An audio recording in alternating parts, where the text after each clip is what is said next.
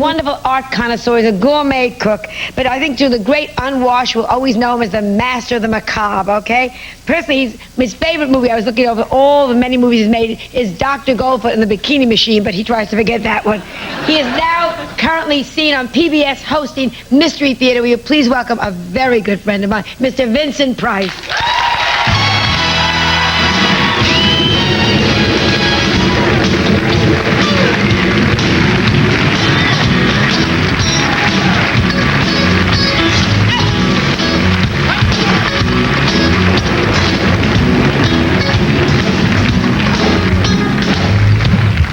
Now, yes, darling. You did not walk under the ladder. That's the most wonderful recipe for roast feet.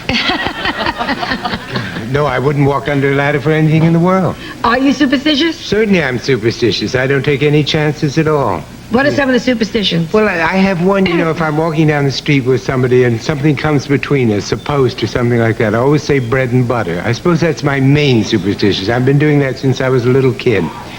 And I have a lot of other superstitions, too. I don't want to take any chances. On our front door, we have a cross and a mezuzah. Cover your bases. Cover your bases, absolutely. You know, I think, though, that the English have more superstitions. I have a feeling they invented them because they don't speak very well. And there's one of them that has always mystified me, and that is the one about a certain play of Shakespeare's. That they never mention the word and they never quote it. It said, worst luck in the world. It's about a Scottish lady who walks in her sleep. Macbeth. You're not supposed to say the name? Fair hours and happy thoughts attend on thee, Joan. Ian McClellan was here and he quoted from that. So is he still living?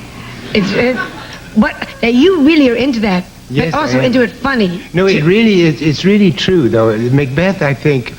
See, there it goes. I've blown it. Well, no, here, salt. Oh, salt, thank you. Just in case. No, I think the reason, I did some research on it, because I think the reason was that the play was never a success.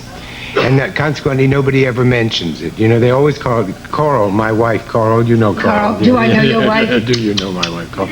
She was a very famous Scottish lady. I mean, she was really supposed to be one of the best ever to play that part. But she never mentions it and crosses herself and does all kinds of things and twirls around and crosses her thumbs and says all kinds of things. Very strange, theatrical ones. Now, you were with a very famous picture I wanted to take out that you did with, these are the four, I think, greatest men of horror films, right? Can we get a picture of that? It's a very famous picture. Actually, we did it as a gag one Friday the 13th. And it's Boris Karloff, Peter Lorre, Basil Rathbone, and myself doing all the superstitions. Under a ladder, a broken mirror, salt, a black cat. Do you know what any of the superstitions mean? Sure. The mirror, for example. Well, salt is always superstitious. A black cat, I don't like black cats. Do you like black cats? I'm not a cat person. No, I'm into I'm neither either. Dogs more. No, I like them too. But cats scare me. I never let a black cat cross my path. If I can help it. You know, I walked 25 miles one day with a cat. It was very tiring. Yes. What about, just to get off the subject a little bit, I want to go back to superstitions, but we had Anthony Quinn on. You are such an art connoisseur. And we were talking about art, because he's an artist also, and he said, the dumb things people say in a gallery, they walk in and say, I don't know what I like, but I know I like that. Yeah. And he said it's one of the all-time stupid things people say about art. That's probably the silliest thing in the world, is to walk into a gallery and say, I don't know anything about art, but I know what I like. I once wrote a book called I Like What I Know. That's what I was Because art is so complicated that you really have to know about it if you're going to get into it.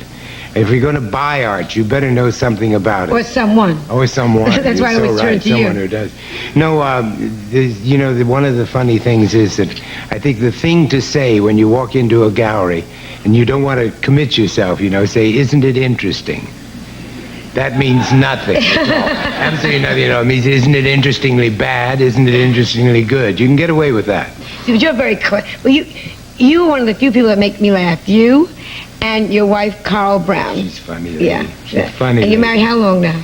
12 marvelous years. Happy Thank you years. very much. And why do you think it was working I out? think because we laugh a lot, and Coral has funny things to say. You know, she's quoted this week, I think, in People magazine. Yeah, I did a picture with Betty Davis and Lillian Gish. They're all quite elderly, and so am I. And the company was called Alive Pictures, and Coral said it should be called Just Barely.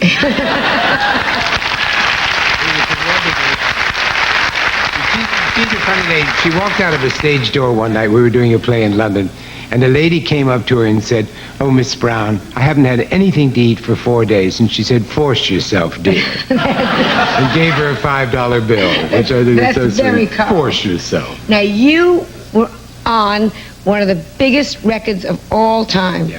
Thriller, Yeah. right? Yeah. It sold, what, 70 million copies? I think it is still the biggest record of all time. Unbelievable. People really thought, you know, that there was something very peculiar about my doing that, but I thought it was so wonderful to work with those two men. You know, they were just extraordinary, Michael Jackson and It's Friday the 13th. Friday the 13th. And it's full moon. Yeah. And to have you sitting here and not do your part on Thriller would be a sin, which you've never done on television. never done it. No, I I've know. never done it. I beg you to do it. Well, all right, I Okay, will. all right. All right.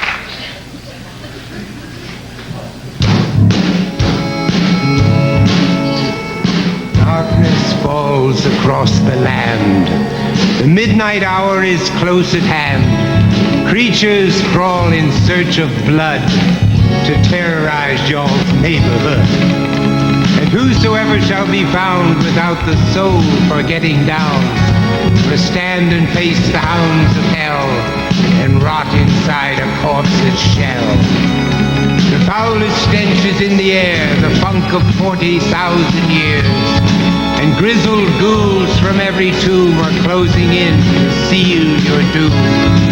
And though you fight to stay alive, your body starts to shiver, for no mere mortal can resist the evil of the Thriller.